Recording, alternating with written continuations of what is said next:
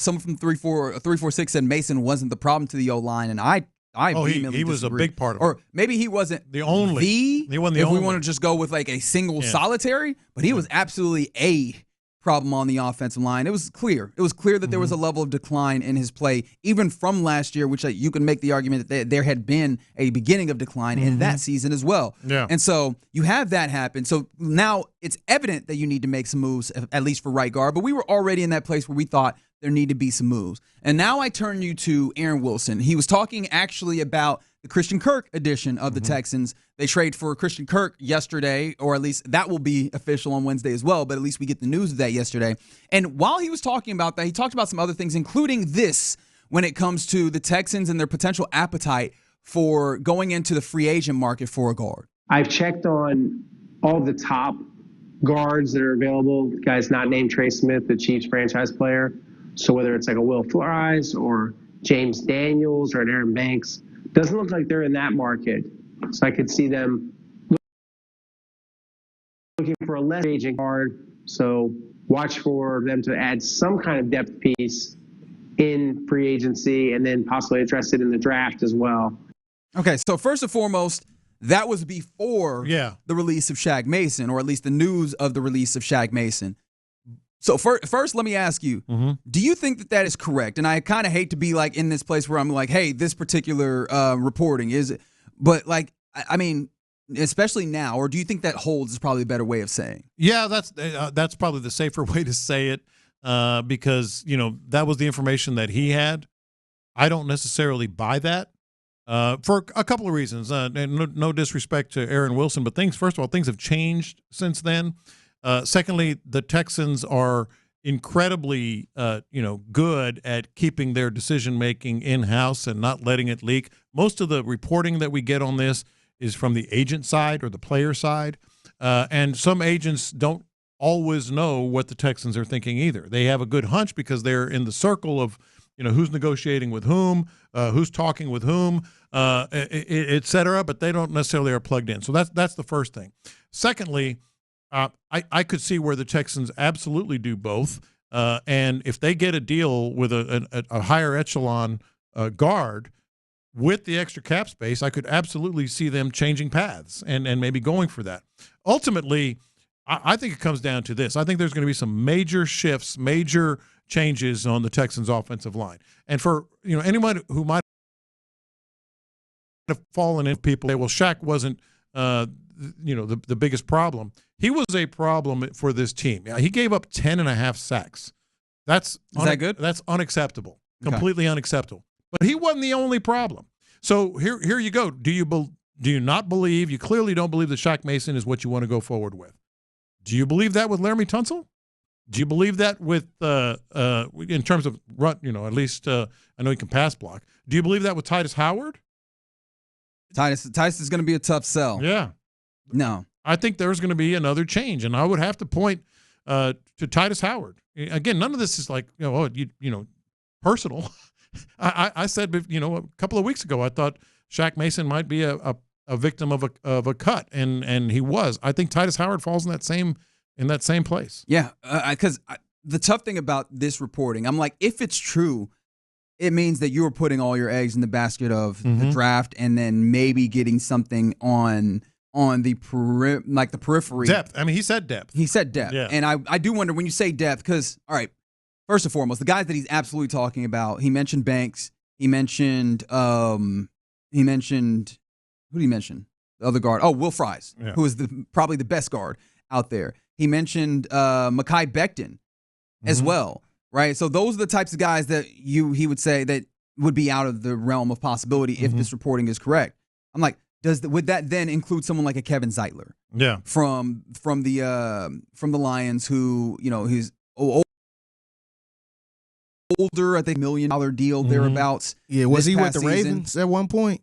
Kevin Zeitler? Yeah, I believe so. I mean, he's been around for a little bit. He's been around for a little bit, and he was solid, but he's a little older. Solid, a little bit older, but that feels like something that, although does that then mirror at all the Shaq Mason edition? But it does feel like somebody that comes in and brings a certain level of like cultural leadership and then also an ability to do the job with some know-how that you would not be kind of being in the same place as a rookie or what have you, especially for the people that have concerns about what the culture is in that locker room. But does that include that? Like, would that be something that we're talking about here as well? Because if that's not the case, I do start looking at how many of these guys or how many how much do you have available to even go to? And plus, like, I'd much rather you then clear up some space and try and get some of those guys. Yes, because like what does adding depth really do in terms of what your head coach said he wants? We got to get better. Does it make you like immediately, all right, they're better?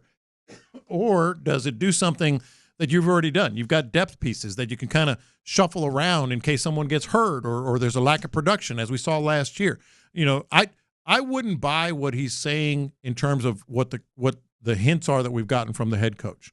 Like, we've got to get better. We've got to improve on what we got out of Shaq Mason, improve on what we've gotten out of Titus Howard. Adding depth doesn't do that. So I think they could easily go for a bigger free agent target and draft. They could do both. All right, so let's say that, okay, this new move where you've absolutely open right guard. We'll see if left guard is open. One of the things that you were talking about is D'Amico Ryan's statement that he believes that Juice Scruggs is better as a center. I don't know if that, I mean, in the offseason, you don't want to be beholden to the idea of, well, we need him at guard. You would like to be able to put yourself in the best circumstance. So let's go under the assumption that you need two guards, right? Before we go anywhere else. Let's say that you are able to free up the space and you go get you a top-notch free agent. Is there one that you want in particular? I know you mentioned Will Hernandez at one point. I know that, Show is like, just go get me the top one. Go get me Will Fries, the guy who had played at the Colts. He seems to be the best one available. Just go and make that happen because that is a clear point that you need to get better. I think you need two starters, so I think you need to start with Will Fries. Okay. The Will Hernandez thing that I talked about, I think he's good value for what you could get. So it also depends on what you want to pay. But I think neither one of those things, if you can get Fries, terrific. And I think that fixes a lot of problems. I also think if you draft someone like Gray Zabel, who has been mocked to the Texans and has been, really, really shooting up the chart, so to speak. I know they like him. John Harris talked about it. Well, he likes him a lot.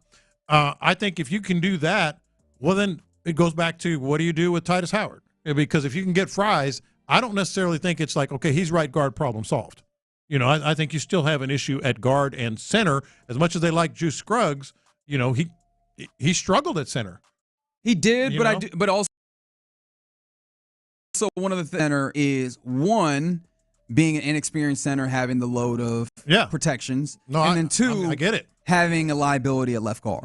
I think that also they very talk much about communication. Yes, that also, and communication was one of the things that it seems like you moved on from your offensive coordinator and your offensive line coach because of, right? So hopefully you have those things in a better place, and maybe with a better left guard next to him, you find a little bit more consistency there. But with that being the case, all right, let's say you get you managed to pull off Will Fries. First, Titus can't remain without having a contract restructure, or like not even a restructure. Like we just need to, we need to redo this. Yeah, straight up, right? Yeah. Like, I don't think he can remain on the contract that he has. So first especially and foremost, guard. Yeah, absolutely guard, right? Because he was being paid pretty handsomely for a tackle. So if you move him to guard, I think it has to come with a change in salary. Is that something you'd be okay with? Actually, no. And I think the biggest problem with this offensive line last year, is they were, okay, I'll put it this way. They were not swarm. They always throw that swarmy. Yeah. They were not swarmy kind of guys. Specifically, Shaq Mason and Titus Howard. Specifically, even more so, Titus Howard. I think Titus is not necessarily cut from the cloth that they want. No, I think they're trying to not just find more nimble guys, but that's the other thing. These were big dudes. Shaq Mason is a big dude. Not exactly prototypical of the type of offense that Bobby Slowik, Larry, Nick Caley as well. I don't know if Titus Howard is that. Titus Howard is a big dude that maybe not always is, gets you the attitude that you want, the swarmy type stuff. So I think, I think Titus Howard, if he's back this year, I think we're going to see more of the same. And, Okay. I don't think that's what they want. No, I mean that is very clearly not what they want. They've made it abundantly clear on various occasions that it needs to be significantly better. D'Amico Ryan said it clearly that the number one objective is protecting for C.J. Stroud. So okay, you move on from Titus Howard. Is that basically where we're? That's where I would be. Okay, yeah. If that's the case, that necessitates drafting probably in the first round your offensive lineman. Like I understand that getting the addition of Christian Kirk, and we'll talk more about this as well, probably frees you up to move around in the kind of some of the ways that you're going about it. But it feels like you probably need to get a starter caliber offensive lineman. Yes. And yes, you could maybe get that in the second round, but I feel like the first round, when you draft the first rounder, you want a guy who can be an impact player, and that feels like the level of urgency that they have on the offensive line. No, I totally agree. I mean, first round pick would be much more. There would be much more urgency to get an interior offensive lineman. Now, you could still argue second round if they do bring in a big time free agent, which is why I think they should aim higher anyway. Because if they you think even if they bring in, when we've done the Will Fries, you think that they can get away with doing a second round guard? Maybe to play left or left or right. I mean, it depends depending on how they do it. Simply because I think that you could maybe hear that are going to be back. Shaq Mason, Jared Patterson played center. So it would be a little bit more wiggle room to maybe take that chance on a second rounder. But absent of that, I think it's a first round guard. Yeah. All right. So that is the idea of like a draft and a sign. Is there any way in your mind that you get two in free agency, like two offensive linemen in free agency? Yeah, I think that could happen. I absolutely think that could happen. Maybe the upper echelon guy and then the value guy that I was talking about that you could take a chance on. Have that like Aaron Wilson said there, that depth kind of guy.